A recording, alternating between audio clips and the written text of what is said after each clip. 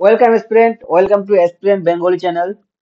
আজকে আমরা তোমাদের যে ডাব্লিউবিপি কেপি কনস্টেবলের বুস্টার ব্যাচ শুরু করেছি। আজকে তার 2 নম্বর জিকে ক্লাস। এই ক্লাসে আমি তোমাদের 25টি জিকে সলভ করাবো, যেগুলি তোমাদের ডাব্লিউবিপি বা কেপি পরীক্ষার জন্য অত্যন্ত ইম্পর্টেন্ট। তো চলো শুরু করি আজকে আমাদের ফার্স্ট কোশ্চেন। আজকের ফার্স্ট কোশ্চেন হচ্ছে, কনিষ্কের শাসনকালে কোথায় বৌদ্ধ সম্মেলন অনুষ্ঠিত হয়েছিল? আমরা জানি যে 4টি মোট বৌদ্ধ সম্মেলন অনুষ্ঠিত হয়েছিল: প্রথম, দ্বিতীয়, তৃতীয়, চতুর্থ। চতুর্থ বৌদ্ধ সম্মেলন কনিষ্কের শাসনকাল হয়েছিল এবং সেটি হয়েছিল কোথায়? কাশ্মীরে। নেক্সট কোশ্চেন হলো, স্থানীয় ঝড় নর্থ ওয়েস্টার বা নরওয়েস্টার কোথায় দেখা যায়? নর্থ ওয়েস্টার বা নরওয়েস্টার দেখা যায় পশ্চিমবঙ্গে। নেক্সট কোশ্চেন হলো, প্রথম বৌদ্ধ সম্মেলনে কে সভাপতিত্ব করেন? তাহলে প্রথম বৌদ্ধ সম্মেলন হয়েছিল কবে? অজাতশত্রুর সময়কালে। আর এর আর এর সভাপতিত্ব করেছিল কে? মহাকশ্যপ। নেক্সট কোশ্চেন হচ্ছে, গণপরিষদের প্রথম সভায় কে সভাপতিত্ব করেন? গণপরিষদের প্রথম সভায় অস্থায়ী সভাপতি হয়েছিলেন শচীনানন্দ সিনহা। তিনি ছিলেন অস্থায়ী। আর স্থায়ী সভাপতিত্ব করেছিলেন কে? ডক্টর রাজেন্দ্র প্রসাদ। যদি কোশ্চেন এরকম করে আসে যে অস্থায়ী সভাপতি কে ছিলেন, তাহলে হবে শচীনানন্দ সিনহা। আর স্থায়ী হচ্ছে doctor Rajendra Prasad. Next question হচ্ছে, সংবিধান রচনার জন্য কত সালে গণপরিষদ গঠিত হয়? তাহলে গণপরিষদ গঠিত হয় কোন মিশন? Cabinet mission. এই ক্যাবিনেট মিশন 1946 সালে ভারতে আসেন এবং গণপরিষদ গঠনের কথা বলেন। আর ক্যাবিনেট মিশনের পরিকল্পনা অনুসারে গণপরিষদ গঠিত হয়েছিল 1946 সালে। এবার তোমরা কমেন্টে জানাবে যে ভারতের যে সংবিধান আছে, এই সংবিধান তৈরি করতে মোট সরি মোট কত দিন সময় লেগেছিল? তোমরা এটা কমেন্ট করে জানাও, কতদিন সময় লেগেছিল, এটা তোমরা কমেন্ট করো। নেক্সট কোশ্চেন হচ্ছে, মুসলমান নামক দৈনিক পত্রিকা কোন শহর থেকে প্রকাশিত হয়? তাহলে মুসলমান নামক দৈনিক পত্রিকা প্রকাশিত হয় চেন্নাই শহর থেকে। তাহলে এবার যদি বলি যে কলকাতা থেকে কোন পত্রিকা সম্পাদিত হতো, তাহলে হবে প্রথম যে পত্রিকা ছিল বেঙ্গল গেজেট, অগাস্টান হিকির বেঙ্গল গেজেট। এটি কিন্তু প্রথম কলকাতা থেকে প্রকাশিত হয়। অমৃতবাজার পত্রিকা কলকাতা থেকে প্রকাশিত হয়।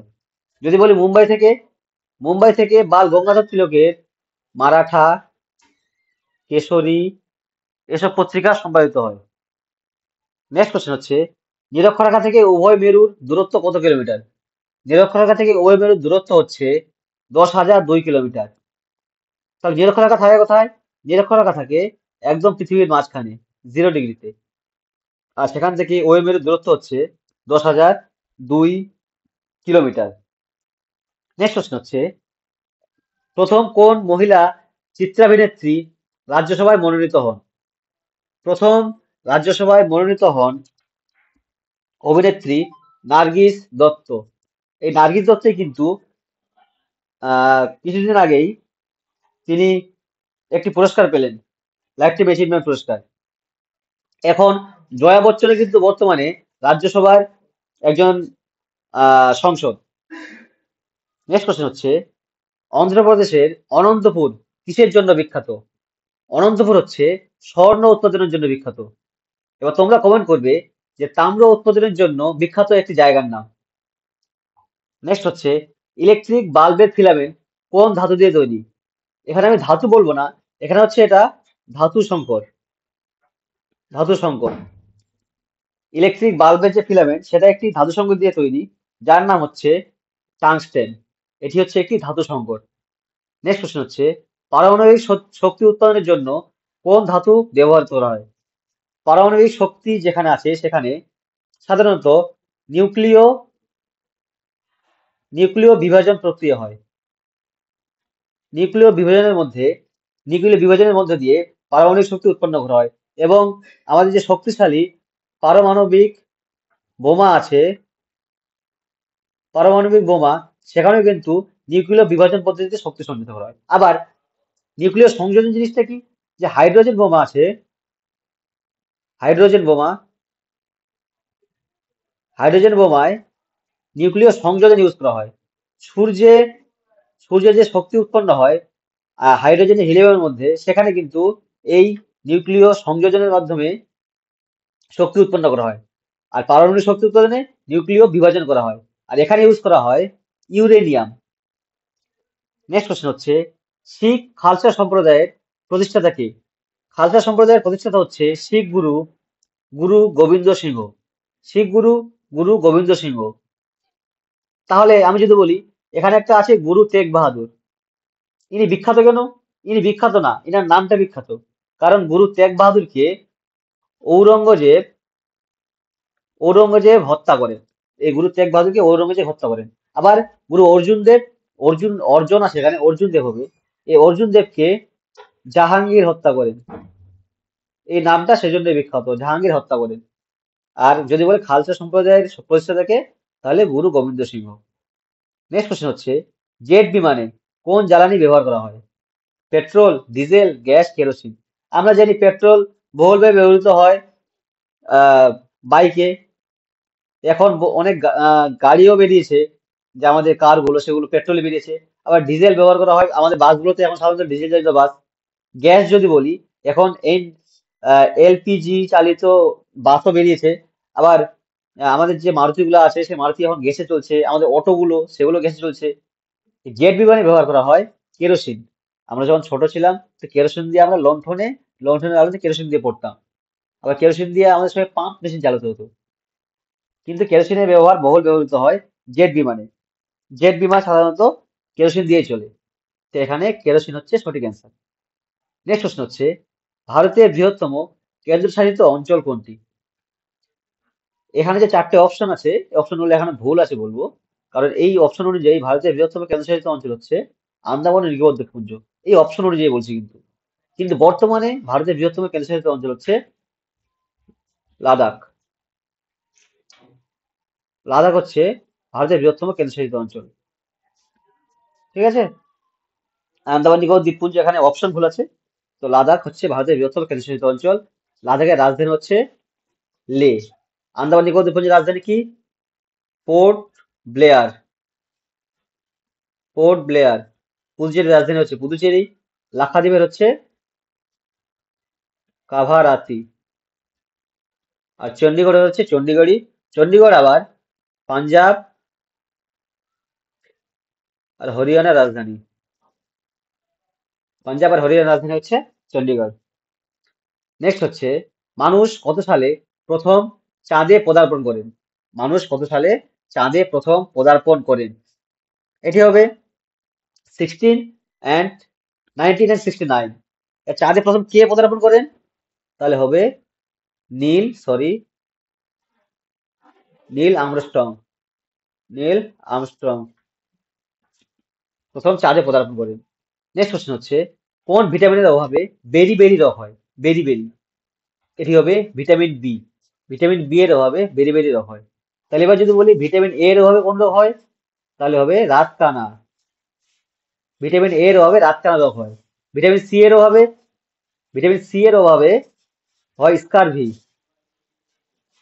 ভিটামিন সি এর অভাবে হয় স্কারভি। ভিটামিন ডি এর অভাবে হয় রিকেট। রিকেট হয় ভিটামিনের অভাবে। এখানে একটি কোশ্চেন আছে, যে কোন ভিটামিন তাপে নষ্ট হয়ে যায়? তাপ পেলে ভিটামিন নষ্ট হয়ে যায়, কোন ভিটামিন? তাহলে হবে ভিটামিন সি। ভিটামিন সি তাপ পেলে নষ্ট হয়ে যায়। নেক্সট কোশ্চেন দেখবো, বর্ণালীর কোন রঙের তরঙ্গ সবচেয়ে ক্ষুদ্রতম? তরঙ্গ দৈর্ঘ্য মানে ল্যামডা, সবচেয়ে ক্ষুদ্রতম তরঙ্গ দৈর্ঘ্য হচ্ছে কার? আমরা জানি বে, নি, আ, ছ, হ, কলা। তার সবচেয়ে কম কোনটার তরঙ্গ দৈর্ঘ্য? বে। বেগুনি। সবচেয়ে বেশি হচ্ছে লাল। তাহলে বেগুনির তরঙ্গ দৈর্ঘ্য সবচেয়ে ক্ষুদ্রতম। নেক্সট কোশ্চেন হচ্ছে, মানচিত্রে সম উষ্ণতা যুক্ত স্থানগুলিকে কোন রেখা দিয়ে যুক্ত করা হয়? সম উষ্ণতা যুক্ত বলেছে, এটি হবে আইসোথার্ম। আমরা এখানে দেখতে পাচ্ছি থার্মাল।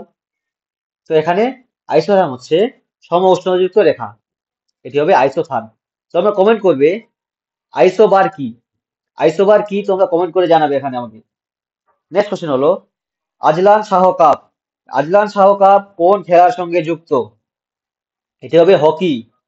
আজলান শাহ কাপ হচ্ছে হকির সঙ্গে যুক্ত। তাহলে ফুটবলের সঙ্গে যুক্ত কোন কাপ হচ্ছে সন্তোষ ট্রফি, সন্তোষ ট্রফি, সুব্রত কাপ, সাফ, সাফ গেম, এগুলো হচ্ছে ফুটবলের সঙ্গে যুক্ত। ক্রিকেটের সঙ্গে, ক্রিকেটের সঙ্গে হবে Syed Mushtaq Ali, Syed Mushtaq Ali trophy, Ranji trophy, Ranji trophy.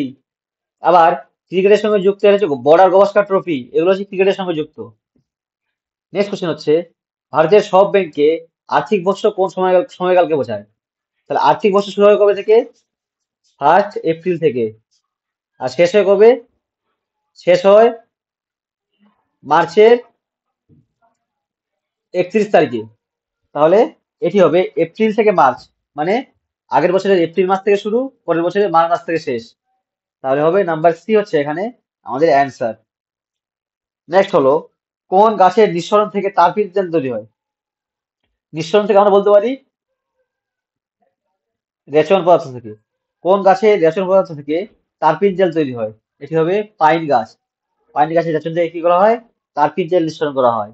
Next হচ্ছে হাইগ্রোমিটার, হাইগ্রোমিটার যন্ত্রের সাহায্যে কি পরিমাপ করা হয়।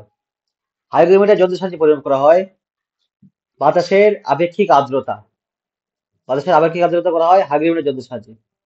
ঠিক আছে, তোমরা এখানে জানাবে, এটা খুব ইম্পর্টেন্ট কোশ্চেন, সমুদ্র জলের গভীরতা এটি কোন যন্ত্রের সাহায্যে ব্যবহার করা হয়, তোমরা কমেন্টে জানাও। নেক্সট হচ্ছে কে সার্ভেন্টস অফ ইন্ডিয়া সোসাইটি গঠন করেন। সার্ভেন্টস অফ ইন্ডিয়া সোসাইটি, এটি হবে Gopal Krishna Gokhale. Servants of India society গঠন করেন গোপাল কৃষ্ণ গোখলে, হচ্ছে গান্ধীজির রাজনৈতিক গুরু, ইনি ছিলেন গান্ধীজির গুরু। এই গোপাল কৃষ্ণ গোখলে এক সময় বলেছিলেন যে what Bengal things today India things tomorrow, Bangla আজ যা ভাবে ইন্ডিয়া তা পরে ভাবে, কয়েকদিন পরে ভাবে, কালকে ভাবে। যার জন্য গোপাল কৃষ্ণ গোখলে আমাদের একজন বিখ্যাত মানুষ, তিনি ছিলেন গান্ধীজির রাজনৈতিক গুরু। নেক্সট কোশ্চেন হচ্ছে গ্যালভানাইজেশন হলো লোহার উপরে কার প্রভাব, কার প্রলেপ। গ্যালভানাইজেশন হলো যে লোহার মরিচা রোধের জন্য, মরিচা রোধের জন্য তড়িৎ লেপন পদ্ধতিতে দস্তার প্রলেপ দেওয়া হয়। কার, দস্তা বা জিঙ্ক, দস্তা বা জিঙ্কের প্রলেপ দেওয়া হয়, সে তাকে বলি আমরা গ্যালভানাইজেশন। তাহলে এখানে অ্যান্সার হবে দস্তা বা জিঙ্ক। নেক্সট কোশ্চেন হলো বায়ুমণ্ডলের কোন স্তরে রেডিও তরঙ্গ প্রতিফলিত হয়। রেডিও তরঙ্গ, এটি কি হবে, রেডিও তরঙ্গ প্রতিফলিত হয় মেসোস্ফিয়ার থেকে, মেসোস্ফিয়ার। বায়ুমণ্ডলের স্তর হচ্ছে প্রথম হচ্ছে ট্রোপোস্ফিয়ার, তারপর হচ্ছে স্ট্র্যাটোস্ফিয়ার, তারপর হচ্ছে মেসোস্ফিয়ার। আর এই মেসোস্ফিয়ার থেকেই রেডিও তরঙ্গ প্রতিফলিত হয়। ধন্যবাদ, আজকে এই পর্যন্তই। তোমাদের সঙ্গে দেখা হবে অন্য কোনো ভিডিও নিয়ে, আমরা আবার নিয়ে চলে আসবো অন্য কোনো ভিডিও। তোমরা আমাদের সঙ্গে জয়েন হতে পারো টেলিগ্রাম বা হোয়াটসঅ্যাপ লিংকের মাধ্যমে, যেটি ডেসক্রিপশনে দেওয়া আছে। ধন্যবাদ।